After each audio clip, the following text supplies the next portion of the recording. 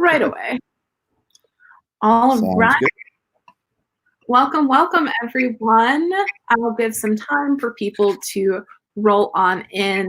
But as always, welcome to Happy Hacking. My name is Kat from Major League Hacking. I am here to interview Sergeant Jaynes about the U.S. Air Force and his awesome career in technology in the Air Force. I'll start it off with, how are you feeling today? I'm doing great. Weather's not the greatest out here, but hey, we make it work. But Where are you based out of? I'm in Iowa. Oh, I never dreamed about living in Iowa. Uh, Different than my 7 years in Germany, but hey, we make the best of it and keep on pressing. that's so cool. So where did you live in Germany? Ramstein Air Base. Oh, very cool. I was Yep. there in November. I know a little bit of German, but I was shocked that when I went there, everyone spoke English. Did you learn like German, or was that like a required thing for you to move there? Or I assume like most people on the airbase spoke English the entire time, but outside of it. Right. I can configure my way around, set up the internet all day, but a foreign language just wasn't for me. Um, he could order a beer in German, and that's pretty much as far as it went. But yeah, English is required to be taught there in the school system. Yeah. So the majority of people spoke English unless you got very far away from any American populace. But our landlord off base, he spoke perfect English. He even came over and celebrated Thanksgiving with us just because. Oh, that's Um, very cool. Yeah, yeah. yeah, I think it's very interesting. I have a lot of family members that are in the military, so Mhm. utmost respect, first of all, for your service. But one of my favorite things I think that they've enjoyed is just the amount that they've gotten to travel. I think that my family in general are like a bunch of travelers, but I know like my uncle did like a tour in Japan for a little bit. That was really cool. Have you enjoyed the amount of travel that you've gotten to do? Oh yeah, that's definitely something that like when you military, you're like, okay, I'm gonna go do a job type of thing. But I was 18 years old. I spent my first New Year's away from home in Germany. Uh, Definitely like an adjustment, and then you realize, wow, like France is literally 45 minutes away from my house.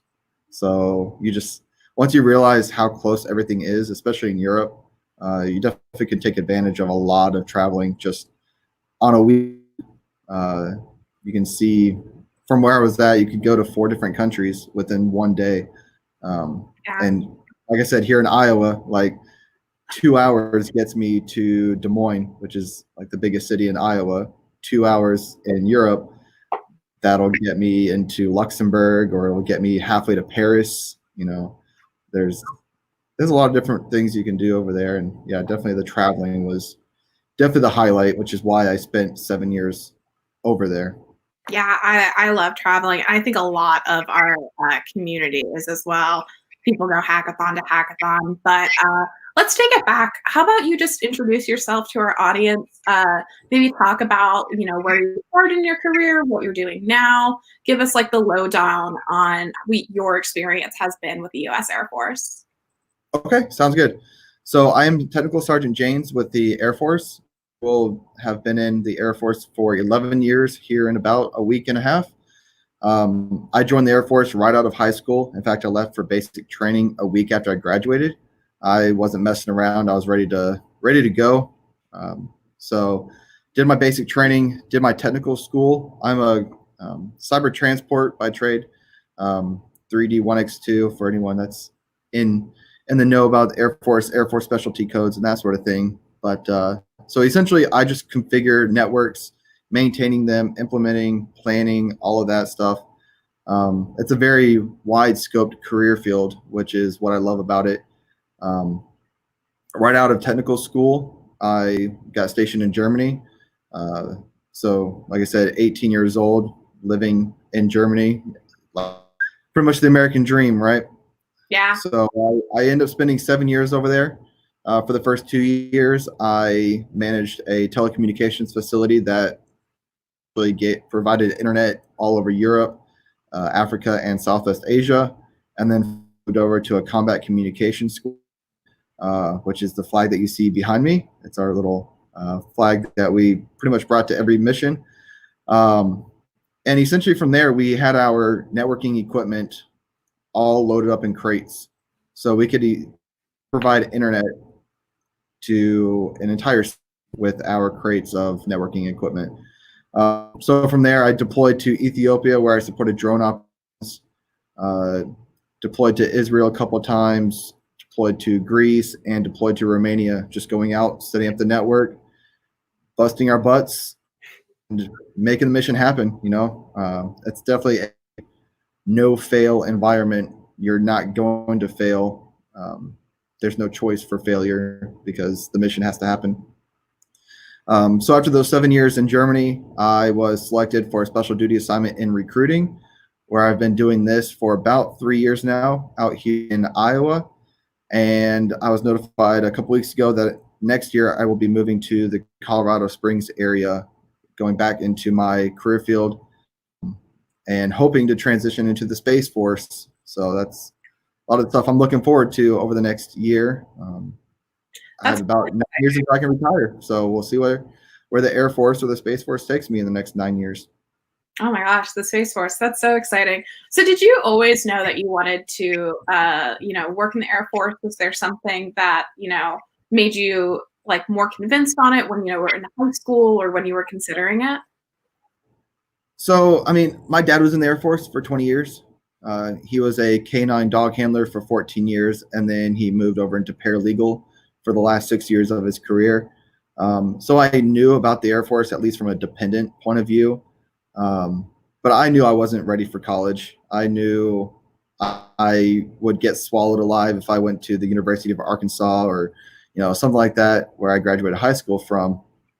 So I'm like, well, let's go full send and just go in the Air Force and call it good. And I know I was getting a job. I knew I was getting to have a paycheck. I knew a lot of the concerns that my peers were going to have, I wouldn't have, as far as, making sure I have bread on the table. If I had a family, they would be provided for, all that stuff. I knew a little bit of what I was getting myself into, but I haven't looked back since June 2nd, 2009 is the day I left for basic training, and I haven't looked back since. Wow, that's really great to hear. And it seems like you've made just like such a really unique and successful career with them. So how would you say, like, working for the U.S. Air Force, specifically working in technology, how would you say that might be different from working, at a startup, at working at like another tech company? Right. So for us, they give you the knowledge, right? So nothing is assumed that you automatically know how to configure a network or configure someone's account to log into their computers. They provide you the baseline knowledge for it. And then from there, you adapt that foundation to whatever problem you have ahead of you. So it's like it's a new job every day when you're in the cyber career fields. Yeah, you have the foundation, like I said, but you just build upon that and just make it happen. Really, it's definitely unique. It's a unique challenge. Technology is always evolving, as I'm sure your community understands. And if you stay stagnant in the technology community, you're going to be left behind. So you have to have that background knowledge first in order to be successful.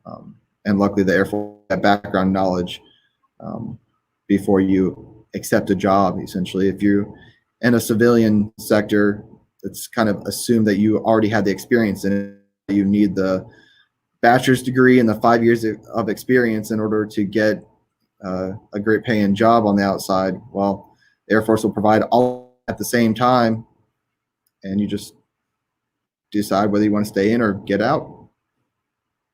Yeah, yeah. And do you think that there's like what are some qualities of someone who might be considering this? Like what do you think makes a really good team member for someone who might work with you or might work with your team? Right. So it's essentially just the drive to learn, because we're always training.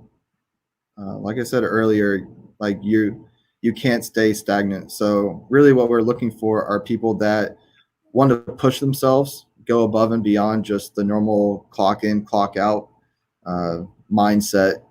Um, and that's what I try to press upon the people that I help get into the Air Force as a recruiter is um, you don't want to just go with the flow, be this go with the status quo type of mindset. If you do that, you're not going to get as much out of the Air Force as you expected. But if you take advantage of all the opportunities between education, the training, and the experience, that's what's going to make you successful when you get out. Um, so definitely, again, that drive to learn and want to succeed and know you're not going to fail. Yeah, I think that's really interesting. I definitely think that's something that I see a lot in our community.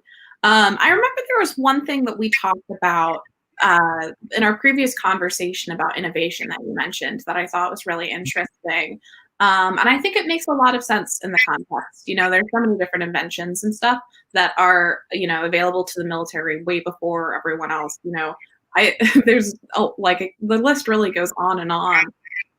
What's something that people might not expect about working in the Air Force? Like, is there anything where, I know that you work a little bit in recruiting now that you hear people that are going into the Air Force be like, oh, I didn't expect this at all. Like, this is something that was outside of my perceptions of what working here was going to be like. Like, what do Right. people expect? And it depends on at what age group they're in. Mm, In fact, I was talking to a potential Air Force applicant yesterday who had been in the workforce after graduating with a bachelor's degree, and she was amazed that we get 30 days of vacation every year.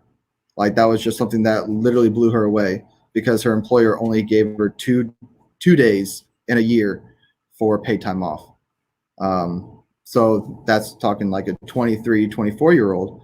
yeah, And then the ones that are coming right out of high school, um, they've always been told, go to college. That's the only option. Like go to college, get a degree, you get a good paying job. But as we've seen, it's not always the case. So when we talk about getting a degree through the community college of the Air Force in their field, and then getting a bachelor's degree in whatever they want, they're just like, wow, I didn't know those are different opportunities available. I thought it was just, I'm going to be working and that's it. yeah, And another big thing is they think that when you join the Air Force, it consumes your life 24/7. You live, breathe Air Force nonstop. And that's not the case at all. Um, there's a lot of jobs that you work 7:30 to 4:30 like a normal job. And when you're done with work, you do what you want to do for fun. For me, that's play video games. That's I spend a lot of time on Call of Duty nowadays. More so now with the whole coronavirus stuff. I But think we're all playing a lot of video games right now. exactly.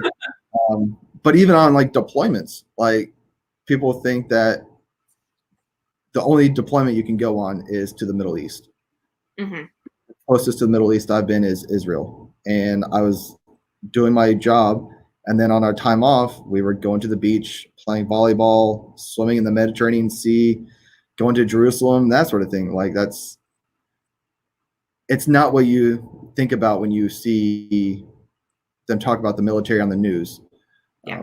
There's a lot more to it, and a lot of people are scared to even look into it because of what they've seen. But then once they actually talk to a recruiter, talk to someone that is in the Air Force, they understand that it's drastically different than their first impression. Yeah, I think even being in this sort of stage in my life and having friends that are going into the military, the other thing I'm always amazed on is just how deep their friendships are with the people that they're working with, that they're spending all of their time with, and they're going on these travel. I always think that's really beautiful. Um, Right. so if someone's interested in, getting started with a career, specifically in technology, like, where should they start? Even thinking if they're still, deciding and maybe they want to like prepare themselves for that, where should they even start beginning to think about that? Where should they get involved? Definitely the Air Force website that has all of the career fields listed out, job descriptions, technical school locations, so they'll know where they're going to, military school, so to speak, which is where they get the foundation of their career field. And then from there, they can find their closest recruiter right off the website. And nowadays, I mean, it's the 21st century. Pretty much all recruiters have a Google Business or Facebook or Instagram. There's so many different ways to reach out. So it's just look for a recruiter, talk to them. There's always that negative stigma that the recruiter's out there to get you, and they just want you to sign the paperwork, that they get a bonus if the recruiter gets you to sign up. That's not true. Actually out here to help you. Like we understand the struggles that are out there in the civilian world, and we want to help you, at least give you that 4-year transition from where you're currently at to where you want to be. So let the Air Force help you and get to that next step that you want to be at. Now, this just occurred to me for people that are maybe graduating and thinking about going into the Air Force. Is the process any different for them? Not really. There's a couple programs they can go into. For example, a junior in high school, they can do what's called the soft book program, where they get 100% qualified for the Air Force as a junior, and then they can go throughout their entire senior year knowing the exact day they're going to basic training, what career field they're going to be in once they're done with basic training, what associate's degree program they're enrolled into, all the way throughout their senior year. So their friends are applying for colleges, applying for FAFSA or student loans, or trying to find apartments and roommates and figuring all that stuff out.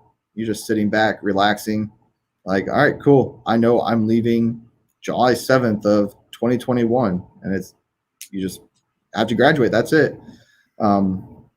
Otherwise, you just go through the process. You find out if you're qualified. You get qualified, and you leave for basic training a few months later. Wow, awesome. And I'm going to move on in a little bit to questions from our community. But something I was just wondering is, do you have like a story or a moment that you remember with working with technology for the Air Force that you feel like was like most rewarding to you, or like made a particular amount of impact? Like what's something, obviously there's confidential stuff, but is there Right. a moment where you've been like, yes, like this is where I need to be? Let's see. There's a lot of stories from just deployments that are just unique. So one of the most fun stories I have is, so when we were in Israel, we wanted the capability of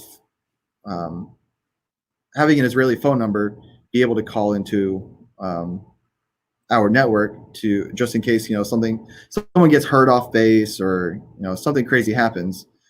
So we received 4 telephone lines from the Israeli phone network, and we had to tie it in.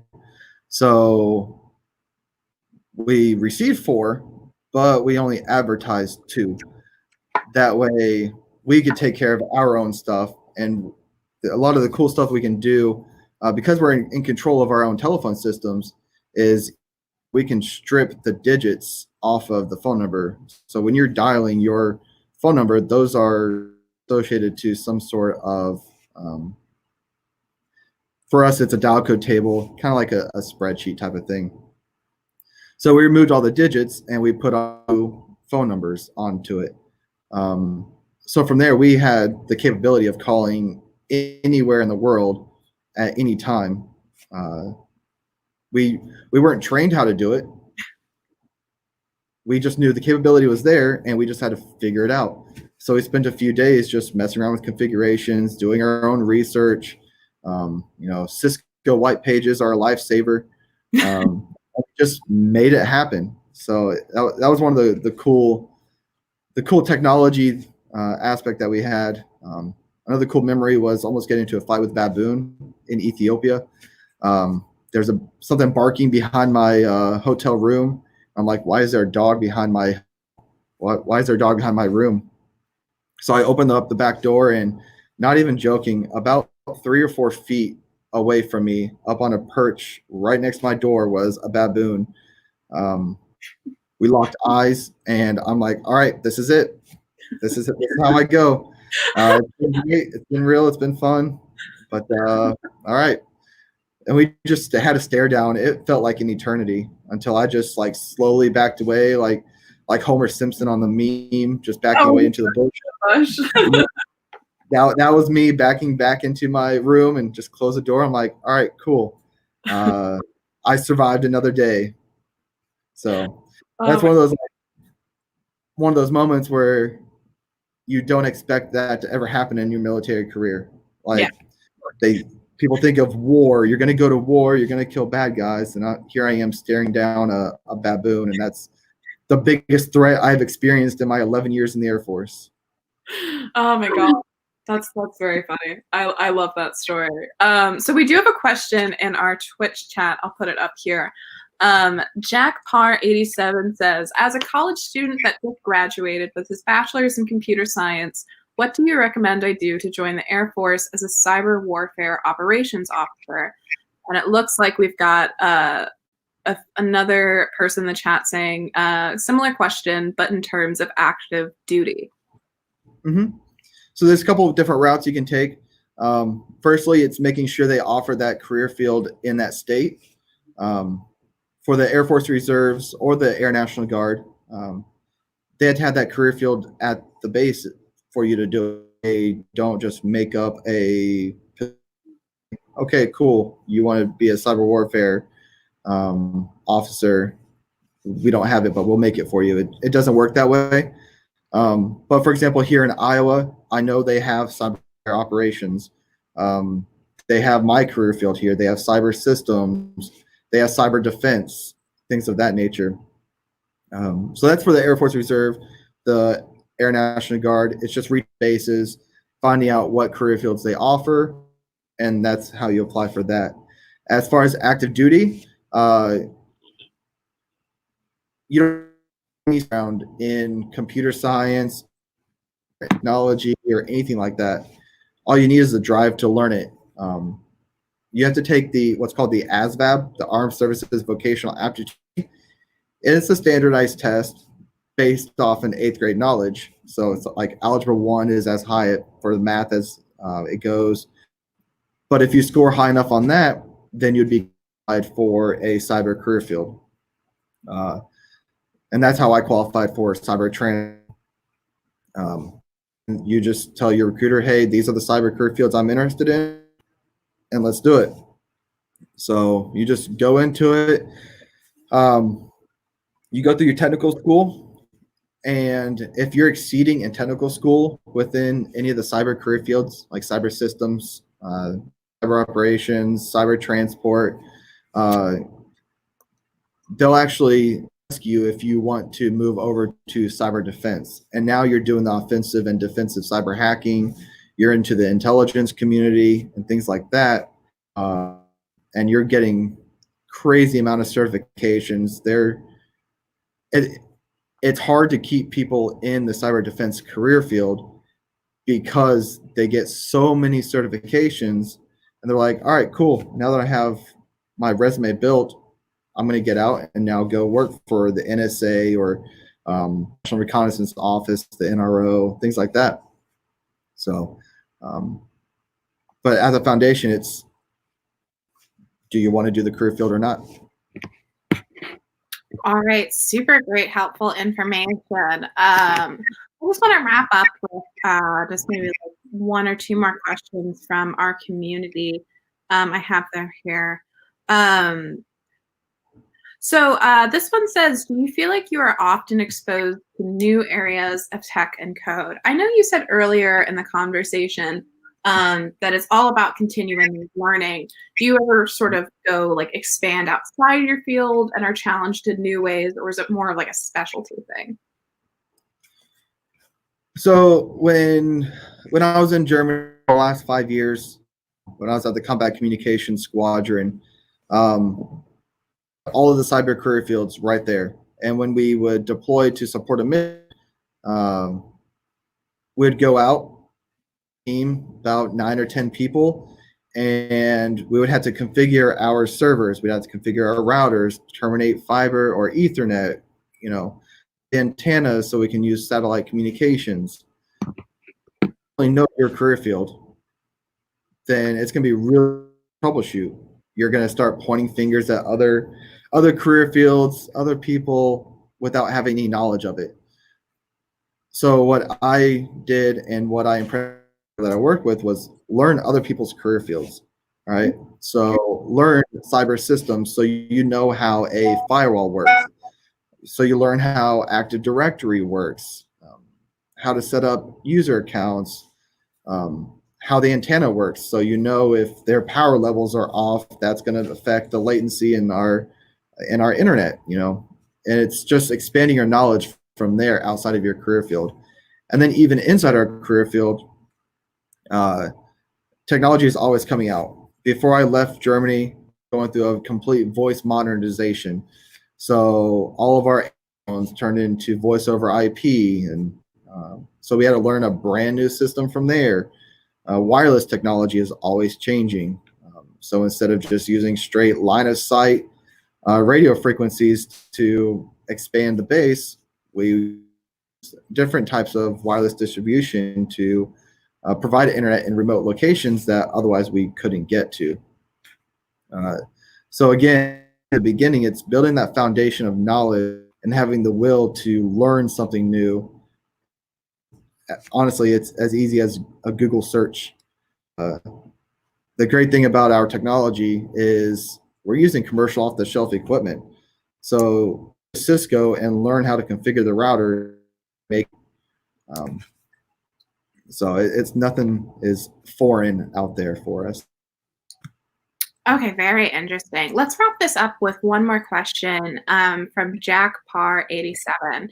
He says, how can we find out what jobs are available at each bases? What type of person should we try to reach out to in order to find that out? We can't seem to find the postings if we don't have an Air Force login. I know for the Iowa Air National Guard, on their website, they have what positions they have there, whether it's logistics or cyber transport, cyber systems, client systems, intelligence, like geospatial intelligence, things like that. They have what's offered there. Now, I can't speak on each state because, it is National Guard, it is the reserve. Each state does things differently. But definitely start out at the state's Air National Guard or Air Reserve website, and they should be able to help you out from there. And if they don't have the positions, their recruiter's information is on there, and they'll get you on the right track to get you into the reserves or the Air National Guard. All right, very interesting. And I'm so excited that Jack, that you're so interested and motivated. It's so great to see. So I think I'll wrap it up for today. Are there any last pieces, parting advice or things you'd like our viewers to know? Absolutely. So don't just assume that you aren't qualified or that you aren't going to make a good airman in the Air Force. Reach out, ask questions. Don't assume anything. All right. And especially in the cyber career fields, the use of technology to be successful with us, just want to learn, train as much as you can, get as many certifications as you can, get as much education as you can. That way, when you're done with the Air Force, whether it's 4 years, 6 years, 20 or 30 years, you have your resume built and you're ready to tackle any challenges you have as a civilian, and just really make it happen. All right, I think that's great advice. So thank you everyone for watching. This has been really insightful. I feel like I've learned a lot about the military and some things that I might have assumed before that I've been really excited to be educated on. I just want to say on behalf of all of MLA community, thank you so much for your service. We really, really appreciate you and the rest of the U.S. Air Force. I'm going to wrap this up for today. Thank you so much, everyone, for watching. As always, happy hacking, y'all. Thanks, guys.